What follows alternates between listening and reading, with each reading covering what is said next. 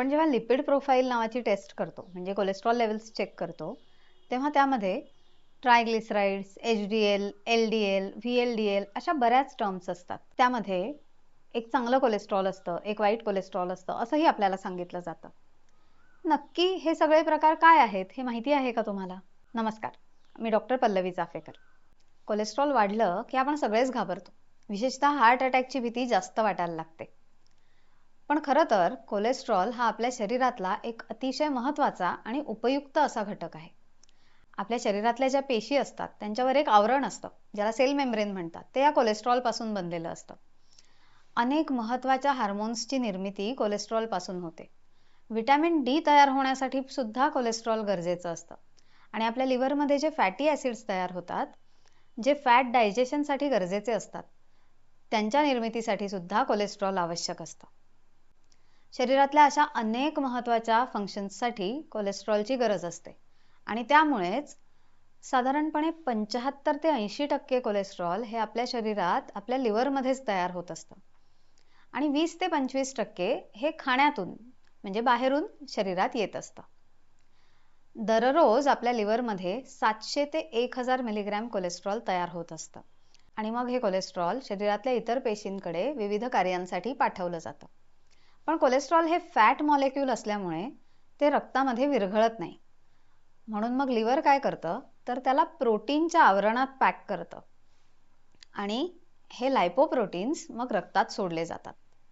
या लायपोप्रोटीन्सचे त्यांच्या घनतेनुसार आणि त्यात कुठले कंपोनंट्स आहेत, कुठले घटक आहेत, त्यानुसार काही प्रकार पडतात. ते आपण समजून घेऊया. ह्यातला पहिला प्रकार आहे VLDL, म्हणजे व्हेरी लो डेन्सिटी लायपोप्रोटीन. हे जे VLDL आहे ते ट्रायग्लिसराइड्सना शरीरात इतर पेशींकडे घेऊन जातं. ट्रायग्लिसराइड्स हे एक प्रकारचे फॅट्स असतात. त्याबद्दल अजून माहिती आपण घेणारच आहोत पुढे. VLDL जेव्हा ह्या ट्रायग्लिसराइड्सना इतर पेशींकडे डिलिव्हर करतं, तेव्हा या पार्टिकलमध्ये फक्त कोलेस्ट्रॉल शिल्लक राहतं आणि या VLDLचं रूपांतर LDL म्हणजे लो डेन्सिटी लायपोप्रोटीन मध्ये होतं. जर तुमच्या रिपोर्टमध्ये VLDLचं प्रमाण जास्त असेल तर याचा अर्थ हा आहे की शरीरात एक्सेस फॅट आहे, म्हणजे चरबी वाढते आहे. दुसरा प्रकार आहे लो डेन्सिटी लायपोप्रोटीन.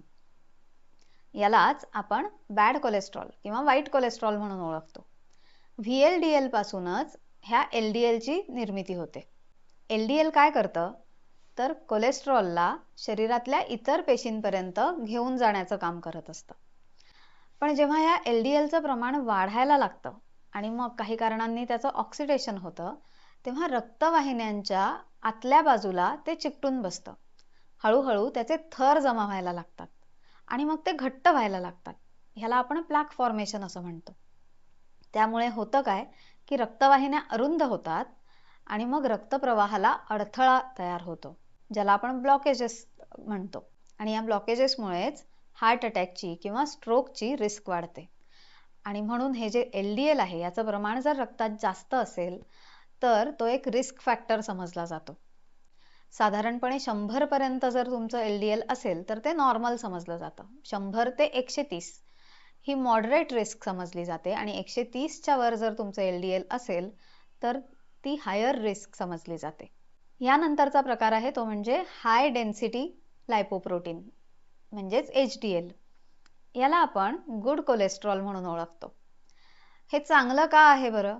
कारण हे HDL काय करतं तर शरीरात म्हणजे रक्तात जिथे कुठे LDL असेल किंवा एक्सेस कोलेस्ट्रॉल असेल ते हे ॲब्सॉर्ब करतं आणि त्याला पुन्हा लिव्हरमध्ये घेऊन येतं आणि मग लिव्हरमध्ये त्या जास्तीच्या कोलेस्ट्रॉलचं विघटन होतं आणि त्याला शरीराबाहेर टाकण्याची व्यवस्था केली जाते. म्हणजे थोडक्यात HDL हे क्लिनिंगचं काम करतं आणि म्हणूनच याला प्रोटेक्टिव्ह कोलेस्ट्रॉल समजलं जातं. जर HDLचं प्रमाण 50 किंवा त्यापेक्षा जास्त असेल तर ते अतिशय चांगलं समजलं जातं आणि त्यामुळे हृदयविकारांची, स्ट्रोकची रिस्क कमी आहे असं समजलं जातं. आता या रिपोर्ट्समध्ये टोटल कोलेस्ट्रॉल म्हणून पण एक टर्म असते. हे टोटल कोलेस्ट्रॉल कसं कॅल्क्युलेट केलेलं असतं तर तुमचं HDL, LDL आणि ट्रायग्लिसराइडच्या 20% जी काही अमाऊंट येईल त्याची बेरीज म्हणजे टोटल कोलेस्ट्रॉल असतं. हे जे ट्रायग्लिसराइड्स आहेत ते पण एक प्रकारचे फॅट्सच आहेत, फक्त ते कोलेस्ट्रॉलपेक्षा वेगळे असतात आणि ते बनण्याची पद्धतही वेगळी आहे. आपल्या शरीराच्या गरजेपेक्षा जेव्हा आपला कॅलरीजचा इंटेक जास्त असतो आणि ह्या कॅलरीज जर रिफाईंड कार्ब्स आणि साखरेच्या माध्यमातून जास्त येत असतील तर मग शरीरात जास्तीची साखर तयार होत असते आणि ही जी जास्तीची साखर आहे ती लिव्हर फॅट मध्ये कन्वर्ट करतं.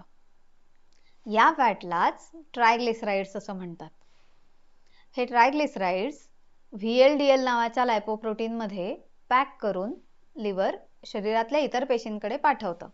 तिथे त्याचा इंधन म्हणून उपयोग व्हावा अशी अपेक्षा असते. पण जेव्हा कॅलरीजचा इंटेक जास्त असतो आणि शरीराची ऍक्टिव्हिटी कमी असते तेव्हा पेशी याचा इंधन म्हणून उपयोग करू शकत नाहीत आणि मग शरीर काय करतं तर ह्या ट्रायग्लिसराइड्सना फॅट सेल्स मध्ये स्टोअर करतं आणि मग फॅटचं प्रमाण शरीरात वाढत जातं. जनरली हे फॅट पोटावर स्टोअर केलं जातं किंवा मांड्यांवर स्टोअर केलं जातं. पोटाच्या आतल्या अवयवांवर बरेचदा स्टोअर होतं, ज्याला आपण व्हिसरल फॅट म्हणून ओळखतो. आणि जसं ह्या फॅटचं प्रमाण वाढत जातं तसं पोटाचा घेर वाढायला लागतो, वजन वाढायला लागतं. त्यामुळे जेव्हा तुमच्या रिपोर्ट्समध्ये ट्रायग्लिसराइड्स जास्त असतील तर त्याचा अर्थ असा आहे की शरीरात फॅट वाढायला लागलं आहे, एक्सेस फॅट तयार होत आहे. तुमच्या लक्षात हेही आलं असेल की फक्त तेलकट पदार्थांमुळेच फॅट्स वाढतात असं नाही, तर refined carbs, sugary drinks, processed food ह्या सगळ्याचं रूपांतरही शरीरात अल्टिमेटली फॅट्स मध्येच होत असतं.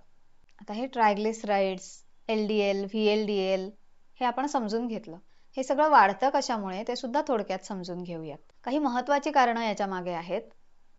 Sedentary lifestyle, refined carbs, processed foods, sugary drinks यांचं सेवन आहारात वाढणं, स्मोकिंग, ड्रिंकिंग, वजन वाढणं, इन्सुलिन रेझिस्टन्स शरीरात वाढणं, हायपोथायरॉइडिझम म्हणजे थायरॉइड डिसऑर्डर्स असणं, अस्वस्थ आणि अपुरी झोप असणं, मानसिक ताणतणाव जास्त प्रमाणात असणं यासारख्या अनेक कारणांमुळे शरीराचं फॅट मेटाबॉलिझम डिस्टर्ब होतं आणि त्यामुळे कोलेस्ट्रॉल वाढू शकतं. काही लोकांमध्ये जेनेटिक कारणांमुळे सुद्धा ट्रायग्लिसराइड्स वाढणं किंवा कोलेस्ट्रॉल वाढणं हे दिसू शकतं.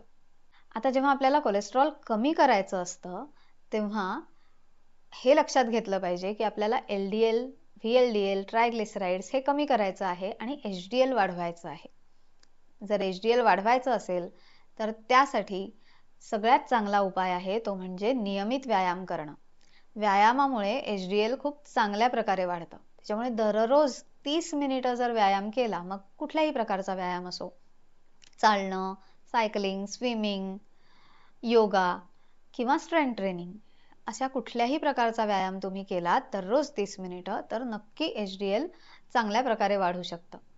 त्या व्यतिरिक्त आहारामध्ये कॉम्प्लेक्स कार्ब्सचा समावेश करणं. कॉम्प्लेक्स कार्ब्स म्हणजे ज्यामध्ये काही पोषक घटकही आहेत आणि फायबरही इंटॅक्ट आहे. ज्वारी, बाजरी, नाचणी, राजगिरा यासारखी धान्य, सगळ्या पालेभाज्या, फळभाज्या, फळं ह्याला कॉम्प्लेक्स कार्ब्स असं म्हणतात. तर या कॉम्प्लेक्स कार्ब्सचा आहारात समावेश करणं, हेल्दी फॅट्सचा समावेश करणं, आहारातलं फायबरचं प्रमाण वाढवणं आणि पुरेशा प्रमाणात प्रोटीन्स आहारात घेणं हे महत्वाचं आहे. आणि त्या व्यतिरिक्त दररोज 7 ते 8 तासाची शांत, स्वस्थ झोप आणि मानसिक ताणतणावांचं नियंत्रण हे देखील तितकंच महत्वाचं आहे, कारण त्यामुळे शरीरातल्या हार्मोन्सचं संतुलन नीट राहतं आणि शरीराचं मेटाबॉलिझम सुरळीत राहतं. आणि मानसिक ताणतणावांचं नियंत्रण करण्यासाठी दररोज फक्त 10 ते 15 मिनिटं प्राणायाम आणि ध्यानधारणा केली तरी त्याचे खूप चांगले रिझल्ट्स दिसून येतात. हा व्हिडिओ बघितल्यानंतर पुढच्या वेळी तुम्हाला तुमचे कोलेस्ट्रॉलचे रिपोर्ट्स नीट समजून घेता येतील अशी मला खात्री वाटते. पुन्हा भेटूया पुढच्या व्हिडिओमध्ये. तोपर्यंत स्वस्थ रहा आणि योग्य व शास्त्रीय माहितीवरच विश्वास ठेवा. धन्यवाद.